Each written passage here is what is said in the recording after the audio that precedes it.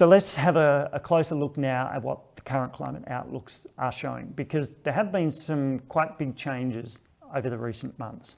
So this is for the week the 13th to the 19th of July. Now, everyone's been talking about this East Coast low forming, and so we are starting to see the outlook models beginning to pick up the potential of that rainfall. Now, at this stage, they're suggesting that the low is going to be sitting up around the north coast, because that'll probably be the area to see the heaviest of the falls.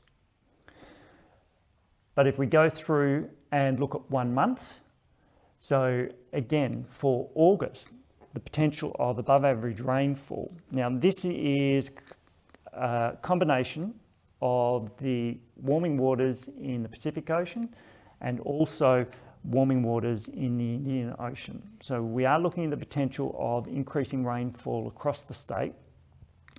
Because we're seeing it potentially a little bit higher through the inland areas, the input from the Indian Ocean dipole is likely to be slightly higher, but we are expecting to see the potential of that rainfall continue.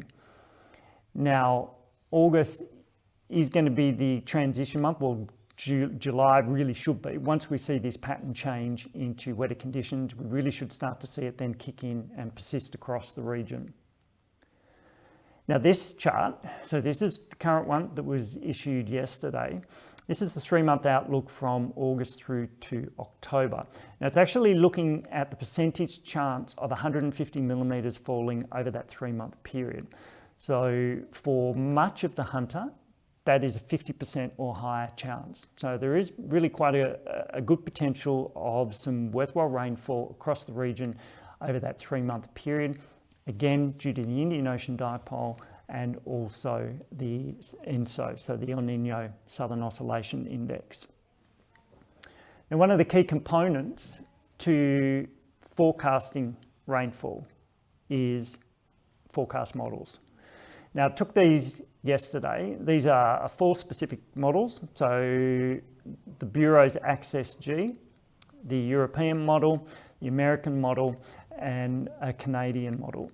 Now, hopefully you can see quite clearly, this is the forecast for Monday, with the low pressure system positioned between the south coast and the far north coast. So when we talk about variability or variation between the forecast models, so a little bit of uncertainty in the forecast, this tells you why, because they're all saying something slightly different. And it is still 4 days out. So what we will see with these forecast models is that as each day progresses and the event gets closer, these systems will start to form in a much smaller area. So we'll start to see one area really stand out as the region most likely to record the heaviest of the rainfall. So by around about Sunday, that should be quite noticeable.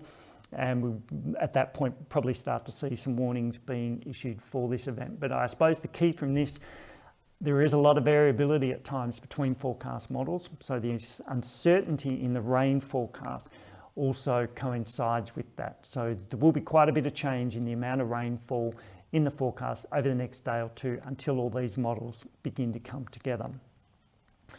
So hopefully that gives you a really good, it is a very broad overview, but I really hope that one of the key things you perhaps take away from this is not only should we read the climate outlooks or read the forecast, but it really is worthwhile to get a little bit more understanding about the systems that are driving that rainfall or driving the hot temperatures, because they're going to repeat over time. So you start to build up a really good knowledge of how the weather systems work. And on top of that, you can then add into it your own innate knowledge of what's going on and what weather systems favour your area for perhaps rainfall or drier conditions. You can add that into the forecast information that comes to you from the Bureau of Meteorology.